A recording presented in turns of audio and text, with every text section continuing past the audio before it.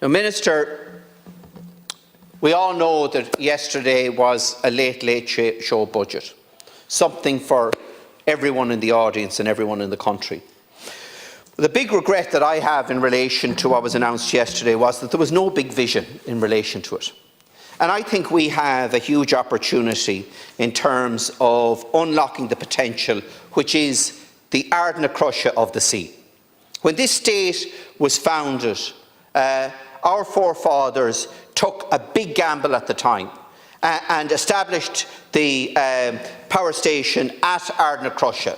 They didn't even know what they were going to do with all of the electricity at the time. In fact, got criticism here in the House at the time that all this electricity would go to waste. Now, we have today the very same opportunity on the 220 million acres of maritime resource off our coast, particularly off our west coast, with 70,000 megawatts of offshore renewable electricity there to be tapped into. But that requires a commitment and it requires investment from the government. And doing that in a strategic manner can deliver a constant, cheap, clean electricity supply to every single family in this country. It can provide reliable, zero-carbon electricity at a fixed price to every single business and industry in this country. We could develop data centres that can secure not only the existing investment here in this country, but exploit the potential of both quantum computing and artificial intelligence. But Minister, I was at the United Nations last week and at the Science Summit that runs alongside it. And we had a presentation regarding the potential with regard to artificial intelligence. And we were told that the single biggest limiting factor in terms to the utilisation of artificial intelligence, the ceiling that will be created, is the lack of basic infrastructure in terms of electricity and conductivity. And having the connectivity and the electricity are vital to exploit the full potential of artificial intelligence and the emerging technology of quantum computing. Now, we have the connectivity here in this country within the island and off the island, both to North America and into continental Europe. Our big restricting factor at the moment is the issue of electricity. And yet, we have enough electricity off our coast, not only to meet the existing needs of every single person on this island and every single industry on this island, but to meet the needs of France and Austria as well. That's the scale of the capacity that we have off our island. And on top of that, we have the opportunity to create a sovereign wealth fund based on royalties that can be equivalent to that of Norway, providing certainty for our pensions into the 2200s.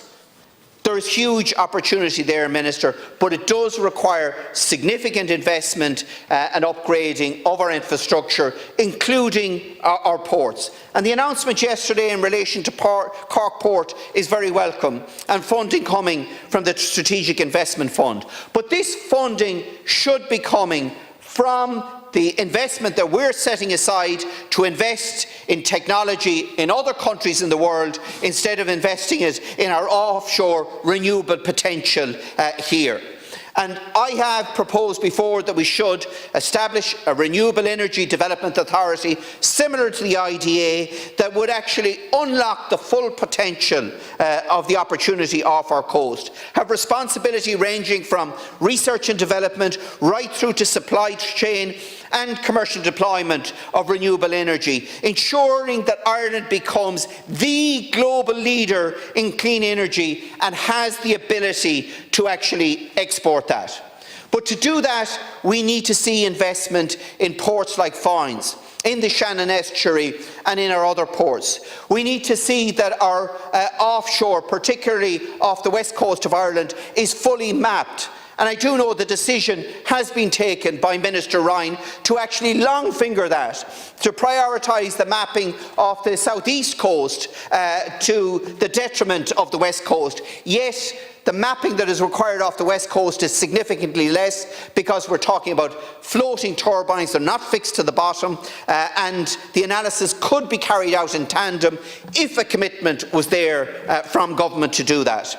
And we need to see significant grid investment. And we have an indigenous Irish company called Supernode who are willing to use and exploit the technology that they're developing to not only export renewable electricity off the west coast onto the shores here in Ireland, but export it directly into the European market. But, Minister, to do this, we need to establish an offshore czar, someone who is directly responsible to An Taoiseach and working full-time in government buildings to make this a reality.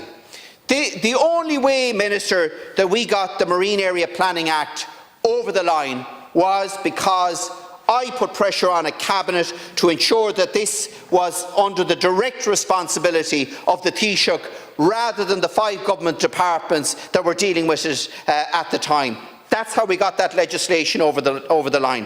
What we now need to do is to take the example of the hugely successful Broadband and Mobile Phone Task Force to appoint an offshore czar that would lead all of the government agencies and departments, set a clear direction and agenda for them, because the difficulty is at the moment there are too many departments in charge, and as a result of that there is no one in charge. We are not making this opportunity a priority, an opportunity that can lead to clean electricity for every home in this country, cheap electricity for every home in this country, and guarantee electricity for every single industry on this island. Thank you.